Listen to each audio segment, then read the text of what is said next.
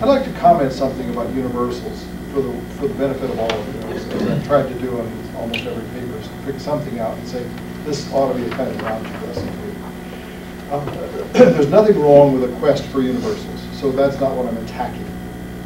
I'm just kind of giving some gentle reminders that universals are kind of a product of a missionary mentality that is characteristic of an earlier era, though it hangs on.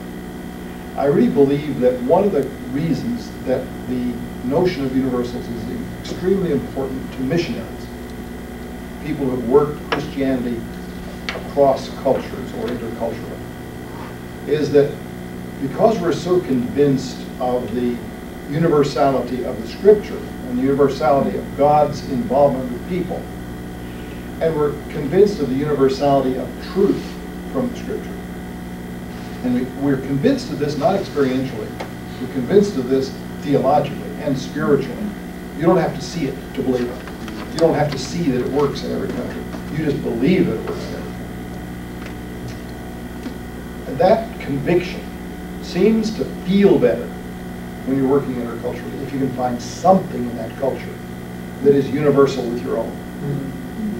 So you quest for the universal in order to feel comfortable. And I think sometimes Christians do research in social science the same way, because we have a great preoccupation about the dissonance between science and the Bible. And we're sure that the Bible has a transcendence to it. Therefore, it ought to be seen in nature. It ought to be seen in culture. Well, now, it might be seen in nature because nature was created by the hand of God. Culture is an interaction of people whom God created, not necessarily continually involved in the guidance and the shepherding of God. Therefore, cultures are flawed. Now, since cultures are flawed, we have to be rather surprised when we find universals. You follow me? Yes. That is not the storybook story. See, the presumption is we ought to be able to find in culture the same kind of universals we find in our belief system. Bear in mind that the belief system is part of the culture, and it is different because all cultures carry into their belief system stuff that doesn't fit with the Scripture, except Americans. Yeah. Be very careful about that, because if the word got out that I said such a thing on this campus, it would be really a disaster. No, I joke, because clearly all our faculty, all our students know, at some level of knowing, that our culture has flaw. Okay, so what is this quest for commonality? Whether it's in leadership or anything else, as I say, I would defend the responsible right to carry that kind of research out, to discover the degree to which you can find universal. That I support. But what I don't support is the presupposition that it's there. All we've got to do is find it. It might not be there. Now, there's another problem in universal, and that is that universal functions do not always mean the same thing. Would you say that gravity is universal? Gravity? You know, if I stumble and fall in Brazil, it results in exactly the same consequence, even though it's on the other side of the world, right? The air lifts the Lufthansa on one end and lifts it on the other end. Gravity has to be overcome. It is done by airfoil, all right? Now, consider, what does gravity do to water? It makes it lie horizontally and flat. What does gravity do to a tree?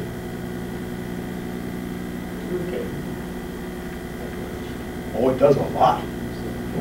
You take that's one of the things the astronauts have been playing around with. What happens in a gravity-free environment to any kind of plant material?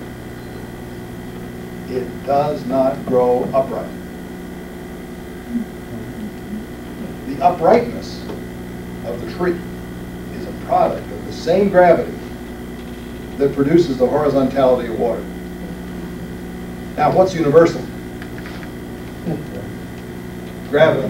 Not the meaning of gravity across species and conditions. I look at culture the same way.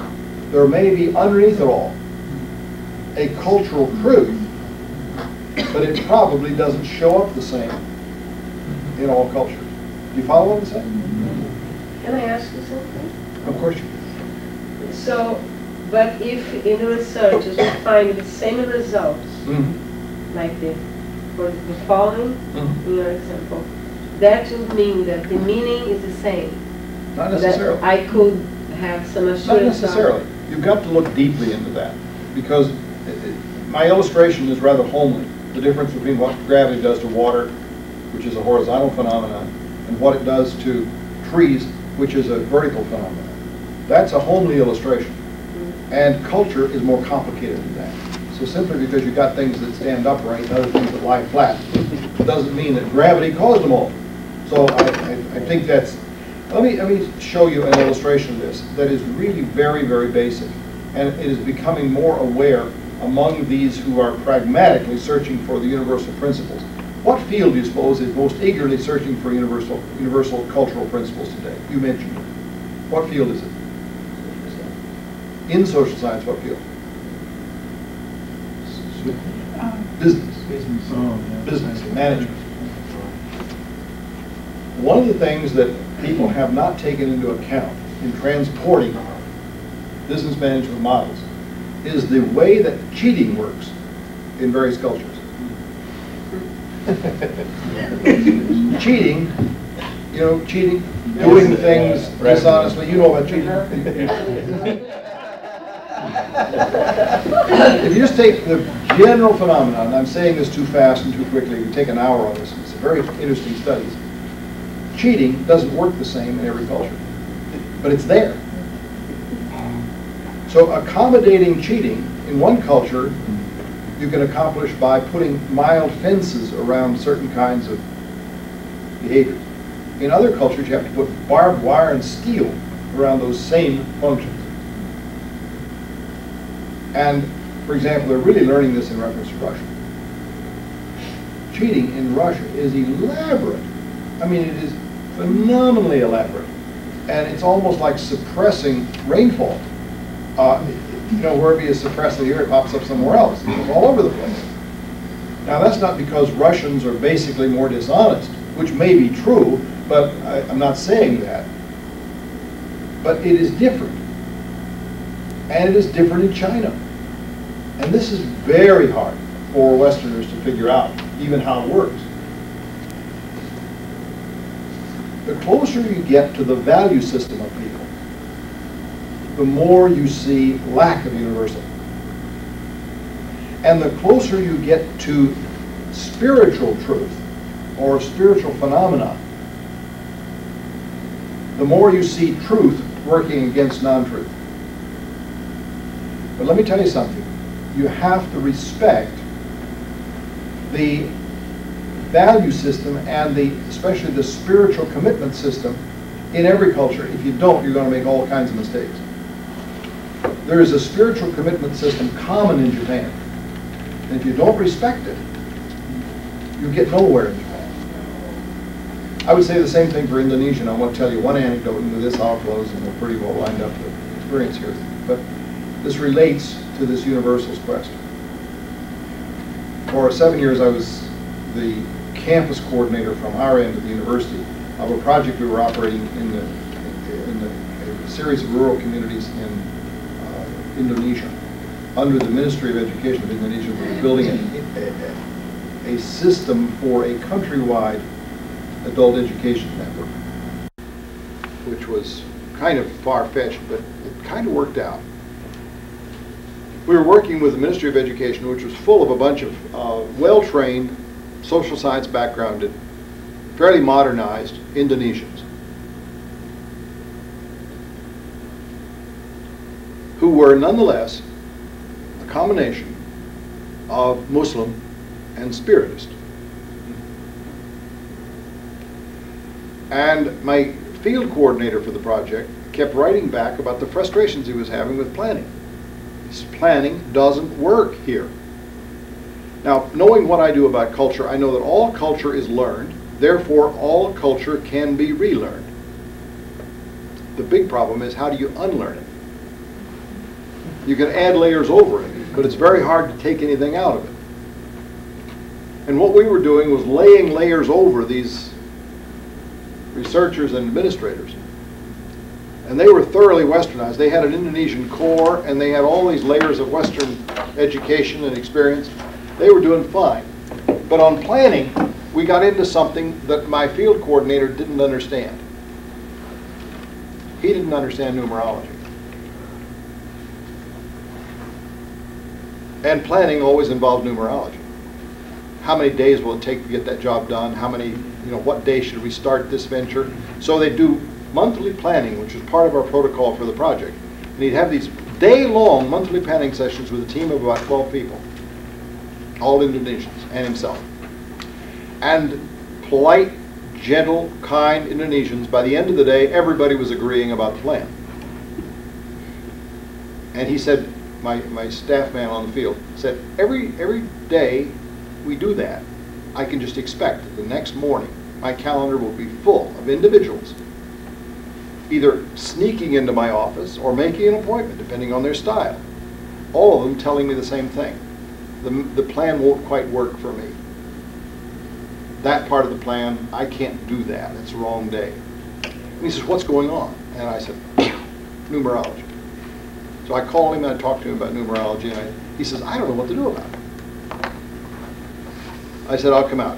So I hopped on the plane and I went out to Indonesia, and we sat down on the next planning session. And I went through the planning session with him. At the end of the day, same result. Everybody was happy, plan's fine, everybody's agreeing to it. I'd seen him, so I knew that what Joe was telling me was right. Next morning, I was in Joe's office, and here they started to come in.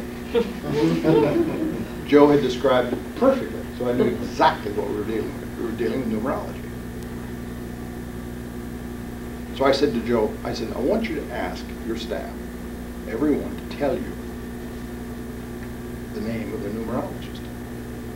Just send him a note, say, I want the name of your numerologist. Don't ask for the address, don't ask for anything but the name, just the name.